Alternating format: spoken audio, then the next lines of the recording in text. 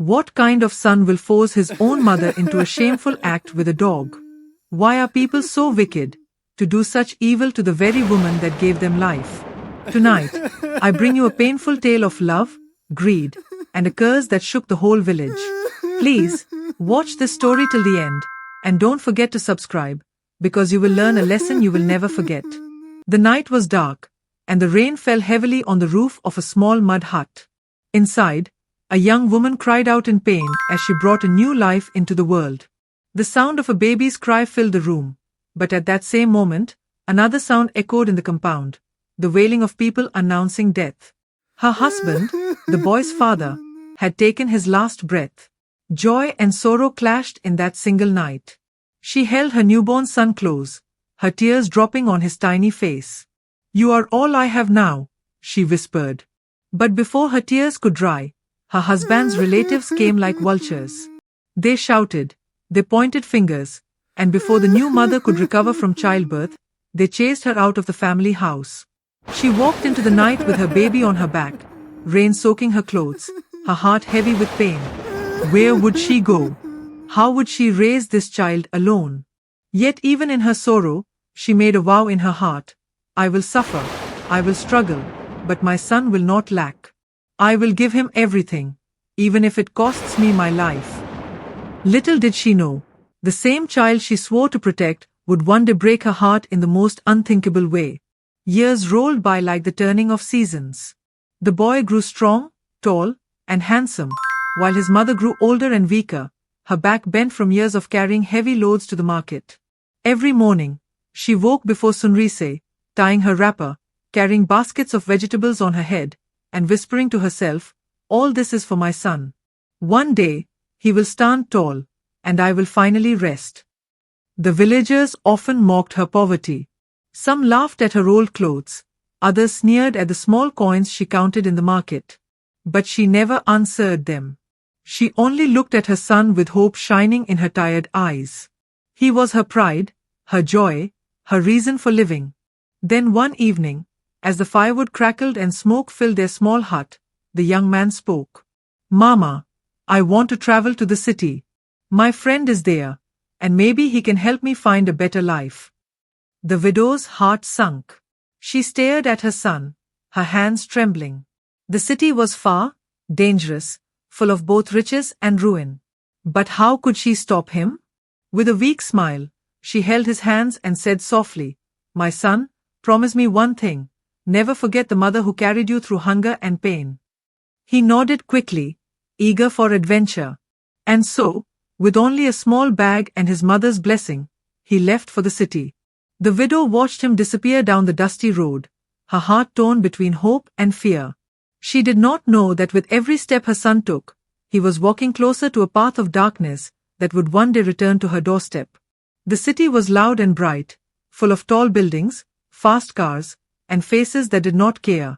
The young man walked its streets with wonder, but also with hunger in his heart. For days he searched for work, yet no one cared for the poor stranger. Then one afternoon, his childhood friend found him. With a wide smile, he said, "My brother, don't waste your life with struggle. There are quicker ways to make wealth." The words entered the young man's ears like honey, but his heart trembled. He followed his friend through narrow alleys until they stopped before a lonely house. The air there was heavy. The walls were covered with strange markings. Inside sat an old man, skin wrinkled, eyes red like fire, his body painted with white chalk. This was Baba, the man many feared, but also the man many ran to when greed filled their hearts. Baba's deep voice echoed in the room. "Young man, I can give you riches beyond your dreams. Cars, houses, servants, all at your command. But nothing comes free. The price is your mother. Kill her, and the world will bow at your feet." The boy's chest tightened. His hands shook. "No," he cried. "I cannot harm my mother. She is the only one I have." Baba laughed, a dark laugh that made the ground seem to tremble. "Then go back to your hunger. Go back to your poverty. Without sacrifice, there is no wealth." The boy stood frozen, torn between his mother's love and the glitter of riches. But Baba was not finished. He leaned closer, his eyes burning. If you cannot kill her, there is another way. Baba's lips curved into a wicked smile. Since you refuse to kill your mother, then hear me well. You must buy a great dog, and that dog will be the keeper of your wealth. It will make your money multiply. But every week, your mother must take part in a shameful act with the dog. That is the covenant. The boy's blood froze. His legs weakened. No, Baba, that is evil. My mother? How can I do that to her? His voice broke in pain. Baba's eyes glowed red. The boy rushed out of the room that night, his heart beating like a drum. He told himself he would never return. But when he walked the city streets and saw men in fine clothes, women in gold jewelry, and cars flashing past him, desire began to grow like fire in his chest. Hunger mocked him. Poverty followed him like a shadow. And slowly, the words of Baba returned to his mind. Without sacrifice, there is no wealth. At last, his weakness betrayed him. He returned to Baba's house, trembling but desperate. He bought the dog. And that day, his soul entered a darkness he could never escape. One evening, the widow was sweeping the small compound of her mud hut when her old phone began to ring. It was her son. His voice sounded rich and full of excitement. Mama, come to the city. Your son is now a great man. I live in a mansion, and I will take care of you. Your suffering is over. The words sunk deep into her heart.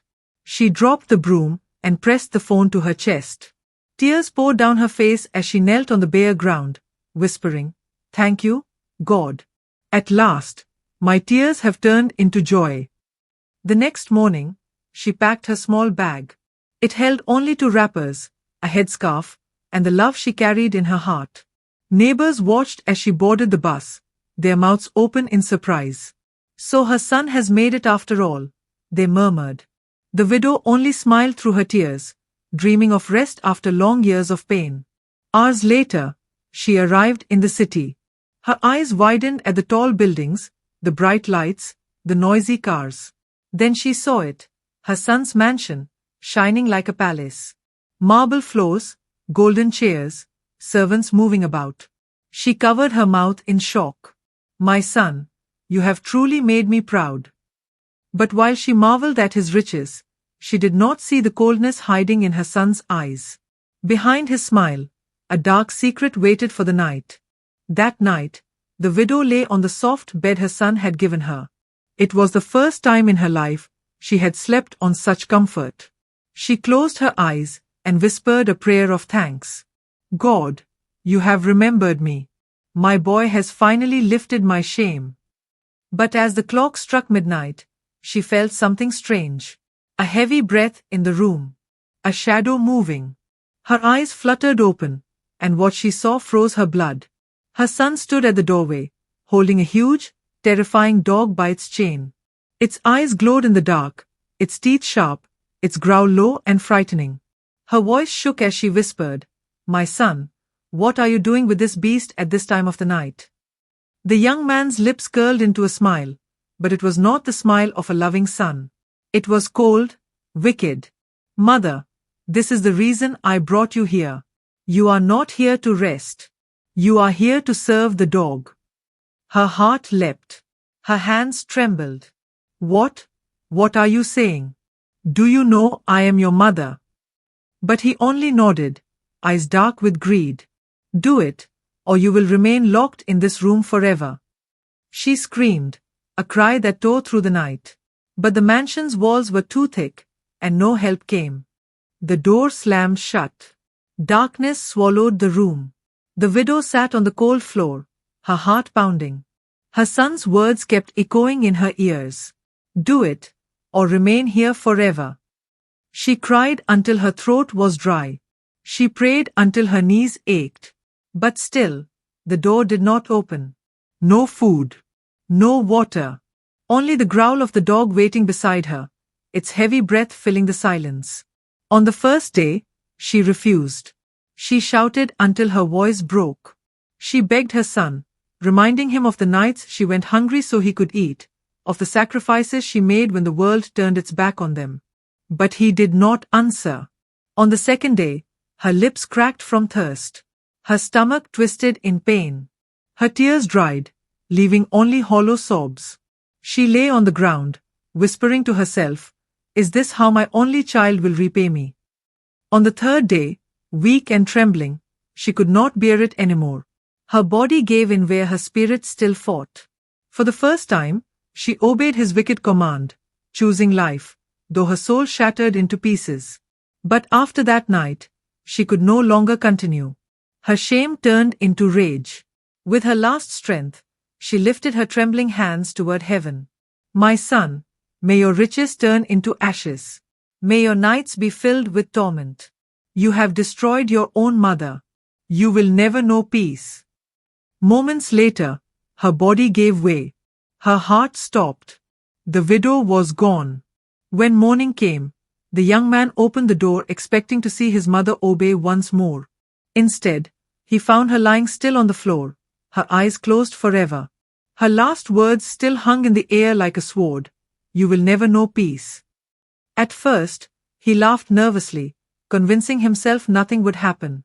He buried her in silence, hiding the shame, and went on with his riches. His mansion grew larger. His cars multiplied. His pockets overflowed. But something was broken.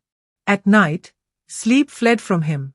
Whenever he closed his eyes, he heard his mother's voice, weeping, cursing, calling his name.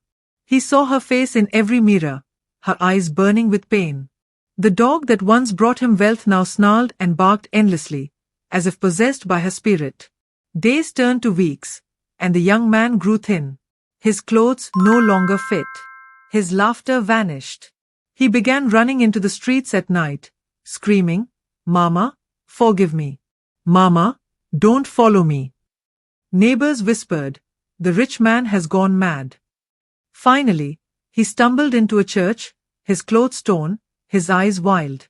Falling to his knees, he confessed everything before the altar. He cried until his voice broke. But forgiveness could not erase the curse. From that day, his riches faded like smoke. His friends abandoned him. His name became a tale of warning. And so, the boy who betrayed the only woman who loved him was left with nothing, except the echo of his mother's voice in the silence of the night. This story teaches us one thing: a mother's tears are powerful, and a mother's curse can destroy a life. He who betrays the one who gave him life will never find peace.